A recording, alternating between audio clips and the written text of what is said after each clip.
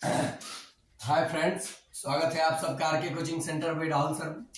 आइए आज एक विशेष टॉपिक जिससे बहुत ही अच्छे अच्छे क्वेश्चन पूछा जाता है और आपको बहुत परेशान करता है, इसको एकदम आसानी से एक पार्ट में हम लोग थ्योरी सहित एग्जाम्पल को समझेंगे और दूसरे पार्ट में हम लोग पूरे क्वेश्चन को यानी जो डरावने क्वेश्चन होते हैं उसको हम लोग सीखेंगे। अगर आपको ये मजा आए तो आप लोग तो लाइक भी नहीं करते हो, मत करना, ठीक है। ये देखो, घातांक एवं करनी, इंडेक्स एंड शॉर्ट्स, इसको पढ़ने के लिए हम लोग देखो सबसे पहले जानेंगे बेस और घात को। यहां देखो आप, ए के पावर एक्स, इसको पावर भी बोला जाता है एक्सपोनेंट को। तो ए जो नीचे ये है ए है, इसको बोलते हैं बेस यानी आधार, और इसे बोलते हैं पावर यानी घात। और ये जो वैल्यू निकल के आएगा ये इसका मान कहलाएगा।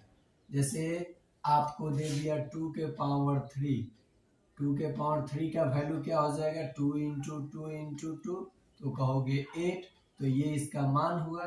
ये जो x हुआ ये पावर हुआ और ये आधार हुआ। तो समझ गए आप, ये बेस, ये पावर और ये इसका वैल्यू यानी मान हो गया।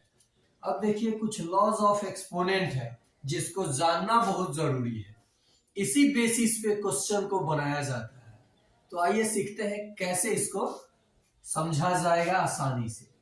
देखिए बाबू, ये m और n डिफरेंट नंबर दिख रहा है आपको, ये जो है होल नंबर ये डिफरेंट दिख रहा है, बट बेस आपको सेम दिख रहा है ना। बेस अगर सेम हो, if the base is same then exponent is sum, ये जुड़ जाएगा।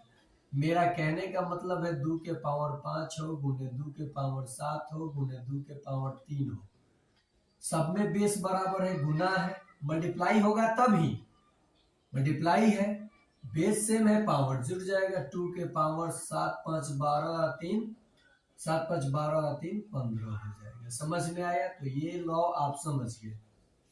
नेक्स्ट कहता है कि बेस सेम हो और एक्सपोनेंट डिफरेंट हो और भाग दिया जाए। अगर m, देखिए यहाँ पे m क्या होना चाहिए, n से बड़ा होना चाहिए। तो इस केस में जैसे 7 के पावर 5 है डिवाइडेड बाई 7 के पावर 2 है, भाग दे रहे हो आप। भाग का मतलब आप इसको ऐसे भी तो लिख सकते हो, 7 के पावर 5 बटा 7 के पावर 2। ये डिवाइड का मतलब फ्रैक्शन ही होता है, बाई का चिन्ह जो लगाते हो। बेस सेम है 7, मैंने कहा है कि पावर घटेगा यानी 5 में से 2 घटेगा, कितना होगा, 3 होगा। समझ में आ रहा है आपको? ऐसे ही एकदम अच्छे से वीडियो को वॉच कीजिएगा पूरा, तभी मजा आएगा, नहीं तो स्किप करके भगा करके कीजिएगा तो एक भी लोगों को नहीं समझ पाइएगा, क्वेश्चन तो पल्ले ही ना पड़े हैं। ओके, नेक्स्ट है कि अगर बेस का पावर दिया हो तो पावर को आपस में गुना कर दिया जाता है। तीसरा देखिए, तीसरे का एग्जांपल, ये दूसरा का था, तीसरा का एग्जांपल है 3 के पावर 5 के पावर 2, पावर का पावर है, 3 के पावर गुना हो जाएगा ये पावर में पावर से, 5 2 जा 10। समझ में आया? अगर यहीं पे रहता 0 तो देखिए अभी मैंने बता रखा है, ये 4 बताऊंगा कि किसी भी नंबर का पावर 0 उसका वैल्यू क्या होगा, 1। मान लो 104 का पावर 0 होगा, उसका भी वैल्यू क्या होगा, 1। यानी किसी भी नंबर का पावर 0 हो या लेटर का, लेटर को अगर रियल नंबर माना जाता है तो उसका वैल्यू क्या होगा बाबू, 1। तो देखिए यहाँ पे अभी आपने ये लॉ समझा कि पावर का पावर तो गुना होता है, तो 5 में 0 से आप मल्टीप्लाई कीजिएगा तो 0 हो जाएगा, तो इसका वैल्यू क्या हो जाएगा, 1। जब भी एक्सपोनेंट में आपको मल्टीप्लीकेशन दिया होगा कहीं 0 दिख जाए, तुरंत उसका वैल्यू 1 लिख दीजिए। ओके, नेक्स्ट है कि किसी भी नंबर का इनवर्स हो तो उसको रेसिप्रोकल करके लिख दीजिए। जैसे 2 का इनवर्स तो क्या लिखेगा, 1/2, या 2 के पावर -3 तो आप इसको लिख सकते हैं 1/2 के पावर 3, इसका वैल्यू हो जाएगा 1/8। समझ में आ रहा है? नेक्स्ट देखिए एग्जांपल, ये बेस डिफरेंट हो और पावर इक्वल हो तब क्या किया जाएगा। जैसे देखिए बेस डिफरेंट हो, ये 4 है और ये 2 के पावर 4 है, एक्सपोनेंट तो ये पावर तो सेम है, बेस डिफरेंट है, 5 2 जा 10 के पावर 4 कर दीजिए, आपका आंसर निकल के आ जाएगा। पावर 4 का मतलब क्या हुआ, 10 इंटू 10 इंटू 10 इंटू 10। अब मल्टीप्लाई करना है, 1 1 1 तो 1 लिखिए, 1 2 3 4, 4 को 0 लगा दीजिए, आपका आंसर आ जाएगा। समझ में आया ये भी एग्जांपल। नेक्स्ट देखिए, अगर a के पावर m बराबर b दिया हो, ये बहुत इंपॉर्टेंट है, ये मजा आ जाएगा। a के पावर m बराबर b दिया हो तो आपका जो a का वैल्यू होगा वो b के पावर 1/m हो जाएगा। समझ में आया? आया ना समझ में? तो ये था लॉज ऑफ एक्सपोनेंट। अब जरा आइए देखिए, यहाँ मैंने लॉज ऑफ एक्सपोनेंट आपको दिखाया, इसे मिटा देते हैं, एग्जाम्पल को सबको मिटा देते हैं क्योंकि इसे भी समझना होगा। अब देखिए एक चीज इंपॉर्टेंट जो बता रहा हूँ, if n is natural number and a is rational, n क्या होना चाहिए? नेचुरल यानी प्राकृत संख्या, और a क्या होना चाहिए? रेशनल नंबर होना चाहिए। और जब हम इस रूप में इन दोनों नंबर को मिला के लिखेंगे और ये इरेशनल हो तो ये जो बनेगा इसको हम लोग शॉर्ट्स कहेंगे। क्या कहेंगे? शॉर्ट। अब देखिए फिर से, नेचुरल हो और ये क्या हो? रेशनल हो, और दोनों मिला के, जैसे आप देखिए ये नेचुरल नंबर है और a मान लीजिए क्या है? Irrational number. ये न जो फोड़ा जाए, ये इरेशनल के टर्म में होना चाहिए, तब इसको हम लोग क्या बोलेंगे? शॉर्ट्स बोलेंगे। समझ में आया?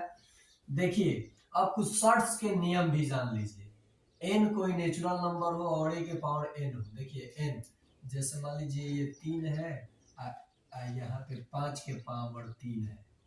देखिए ये दोनों सेम है ना, ये दोनों सेम है ना, तो जो ये नीचे वाला वैल्यू दिया रहेगा, जो नीचे वाला, वही वैल्यू आपका आंसर हो जाएगा। क्यों हुआ तो समझिएगा।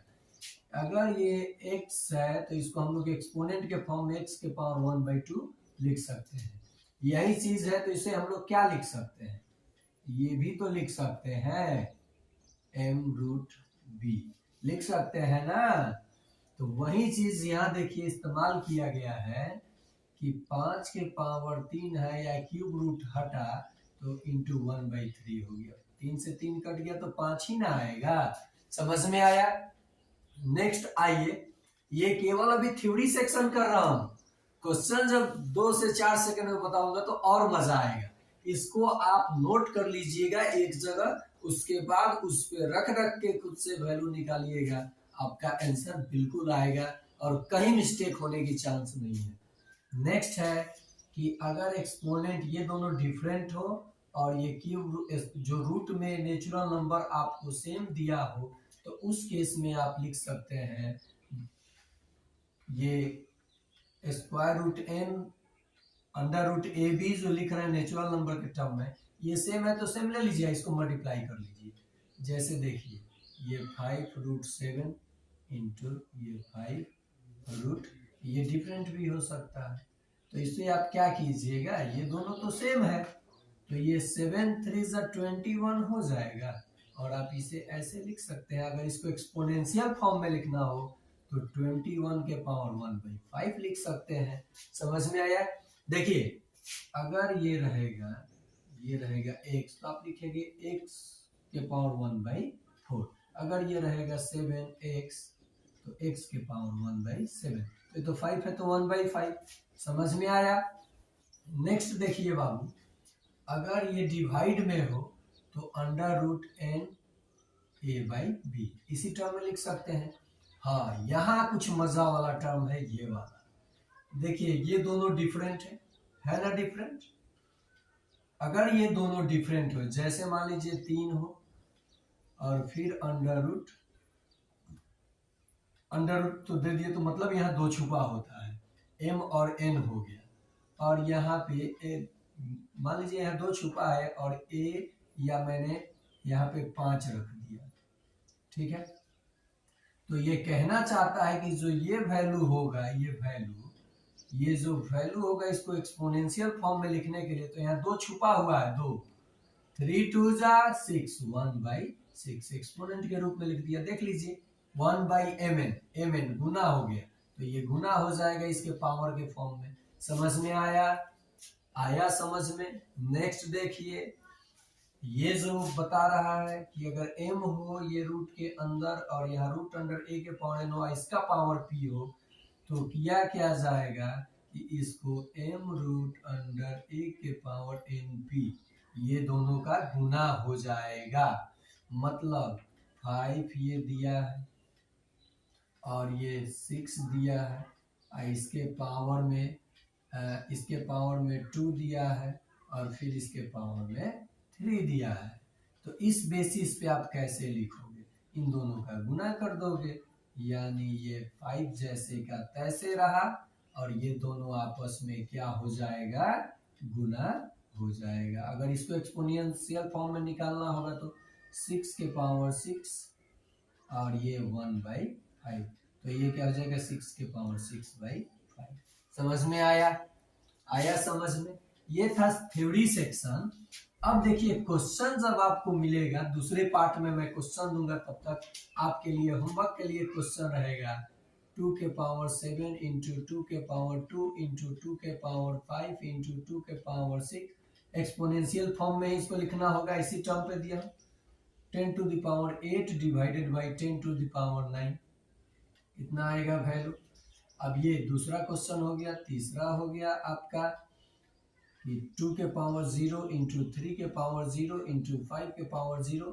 मैंने अभी बताया था किसी भी नंबर का पावर 0 तो वैल्यू होगा 1 और ये मल्टीप्लाई करने पे क्या होगा, आप कमेंट बॉक्स में जरूर लिख करके जवाब दीजिएगा। इसका वैल्यू आपको बताना है -5, वैल्यू पॉजिटिव में प्लस में बताना है।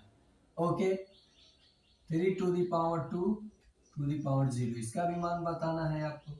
तो आप इस तरीके से जब सवाल को, थ्योरी को पढ़ोगे और उस पे क्वेश्चन लेकर के बनाओगे तो आपका गलत होने का चांस तो होगा ही नहीं। थ्योरी ही नहीं समझते हो, क्वेश्चन बनाने लगते हो, या फिर जिस टीचर के पास आप पढ़ते हो वो आपको थ्योरी सही से नहीं दे पाते हैं, सीधे क्वेश्चन को सॉल्व कराते हैं। तो जब तक आपको बेस पता नहीं होगा तब तक आप फल कैसे दीजिएगा। मतलब आपके रूट में अगर न्यूट्रिएंट्स नहीं डाला जाएगा तब आप जाके खिलिएगा कैसे। तो आइए मेरे साथ जुड़िए, और मैं ये नहीं कह रहा हूं कि और लोग भी थ्योरी नहीं दे पाएंगे। आप जहां भी जुड़े हैं आप क्वेश्चन कीजिए कि सर मुझे नया सीखना है, ये चीज सीखना है, वो जरूर आपको सिखाएंगे। अगर मेरा वीडियो पसंद आता है तो अगर लाइक करने का मन करे तो कर दीजिए, नहीं करे तो शेयर सब्सक्राइब भी मत कीजिए। वीडियो देखिए, अपने नॉलेज को बूस्ट कीजिए। बस आज के लिए इतना ही। Bye friends.